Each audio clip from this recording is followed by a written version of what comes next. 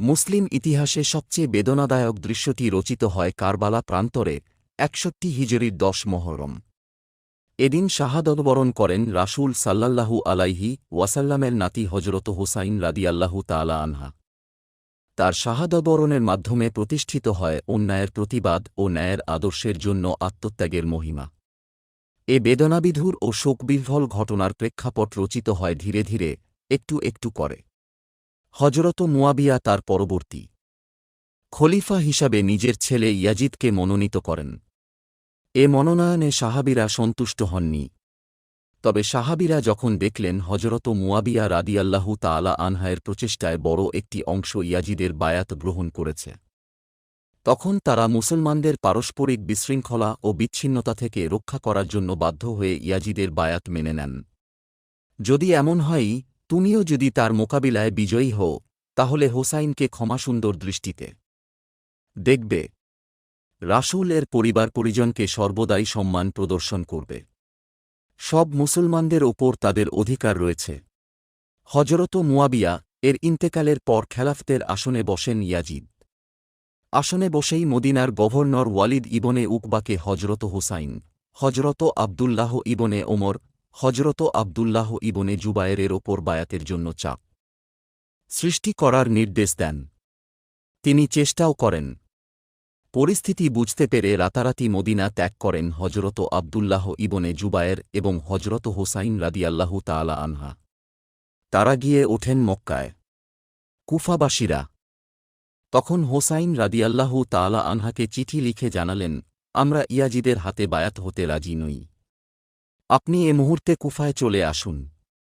আমরা সবাই আপনার হাতে বায়াত গ্রহণ করব। পরপর তারা একই মর্মের অনেকগুলো চিঠি পাঠায়। তাদের ক্রমাগত চিঠি দেখে পরিস্থিতি পর্যবেক্ষণ করতে তিনি তার চাচাতো ভাই মুসলিম ইবনে আকিলকে কুফায় পাঠালেন এক ধরনের গোয়েন্দা হিসাবেই।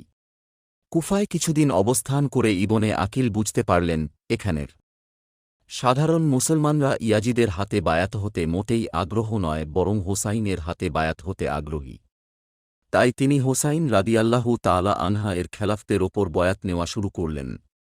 অল্প কদিনেই কুফার 18,000 মুসলমান বায়াত গ্রহণ করল।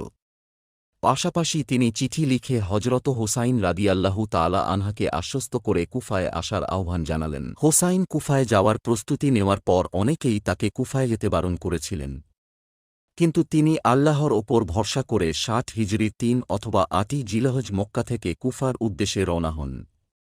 এদিকে ইয়াজিদের কয়েকজন সমর্থক তাকে জানাল, কুফার গভর্নর নুমান ইবনে বশির নবী পরিবার এবং তার সমর্থকদের প্রতি খানিক দুর্বল।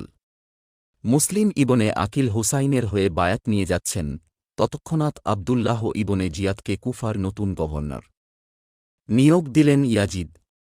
কুফায় এসেই ইবনে জিয়াদ ঘোষণা করল, যার ঘরে ইয়াজিদ বিরোধী লোক পাওয়া যাবে তাকে দরজার সামনেই শুলে চড়ানো হবে। শুধু তাই নয়, তার নির্দেশে মুসলিম ইবনে আকিলকে হত্যা করা হয়। সায়ালাবিয়া পেঁচে হোসাইন খবর পেলেন মুসলিম ইবনে আকিলকে শহীদ করে দেওয়া হয়েছে।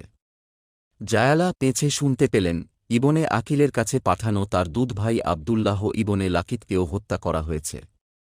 হোসাইন রাদিয়াল্লাহু তাআলা আনহা দেখলেন এতদিনের আশঙ্কাগুলো এখন বাস্তবে রূপ নিচ্ছে। সে বলল, এই চিঠি এমন এক ব্যক্তির, যিনি আমিরের অনুগত এবং নিজ কওমের কল্যাণকামী।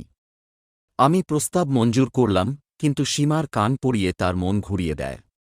ইবনে জিয়াদ প্রস্তাব ফিরিয়ে দেন। বলে দেন, হোসাইনি কাফেলাকে পানি সরবরাহ বন্ধ করে দাও। তার সামনে এখন একটাই পথ, ইয়াজিদের হাতে বায়াত। 10 মহররম ঘটে কারবালার মর্মান্তিক ট্র্যাজেডি। হোসাইন রাদিয়াল্লাহু তাআলা আনহুকে শহীদ করে দেওয়া হয়। তার মস্তক মোবারক কেটে নেওয়া হয়। তবে কে কেটেছে এই নিয়ে মতভেদ আছে। কেউ বলে সিনান ইবনে আনাস, কেউ বলে সীমার মাথা কেটেছে।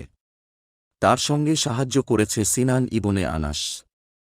হোসাইন রাদিয়াল্লাহু তাআলা আনহায়ের মস্তক মোবারক পেঁচানো হল ইয়াজিদের সামনে। ইয়াজিদ তখন বললেন, আমি তো নির্দেশ দিয়েছিলাম হত্যা না করে শুধু গ্রেপ্তার করবে। হত্যাকারী ধ্বংস হোক। আমি সেখানে থাকলে হোসাইনকে ক্ষমাসুন্দর দৃষ্টিতে দেখতাম।